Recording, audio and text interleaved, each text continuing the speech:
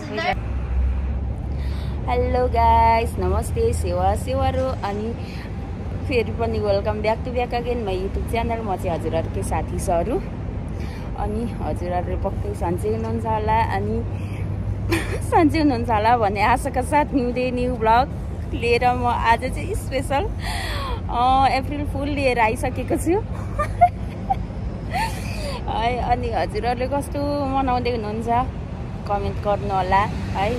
अनि मैले चाहिँ के प्राङ्क बनाएको छु भन्दाखेरि मेरो यहाँ घर जाने सिङ्गापुरलाई छोडेर म घर जाँदै गरेको यो प्राङ्क बनाइरहेको छु। अब जतातता मैले साथीहरूलाई सबैलाई उयो गरिरहेको छु अनि एक दुईजना साथीहरू त सिरियस नै छ किनकि पहिल्यैदेखि म चाहिँ यो गरिरहेको थिएँ नि त अनि पक्कै पनि जाने होला भन्ने उयो गरिरहेछ। अनि कति बजेको टिकट हो भोलि भनेर नि मलाई सोधिरहेको छ एकजना साथीले अनि मैले त्यसको रिप्लाई दिएको छुइनँ, अब दिन्छु पक्कै पनि। अनि के मेरो यो प्राङ्क के भन्छ म सबै तपाईँहरूलाई देखाउने नै छु। अनि अरूलाई म प्राङ्क बनाउँछु कि म आफै हाँस्दा आफै पागल जस्तै भइरहेको छु कि।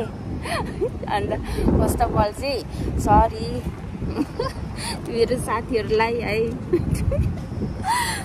मन चित्त दुखाउने मन चाहिँ थिएन, जस्ट आज अप्रिल फुल हल्का मनाइदिउँ भनेर। त्यो नि मलाई त थाहा थिएन। अहिले भर्खर लन्च गर्ने बेलामा चाहिँ मैले फोन चलाउँदै बसिरहेको थिएँ अनि एकजना मलाई साथीले भने कि तिमीलाई आज उयो अप्रिल फुल तिमीसँग मनाउनु थियो भन्ने उयो आयो क्या। अन्त यस्तो उयो हेरेको कि मलाई त थाहा थिएन अप्रिल फुल हो भनेर। आज 1 तारिक रहेछ है अप्रिल।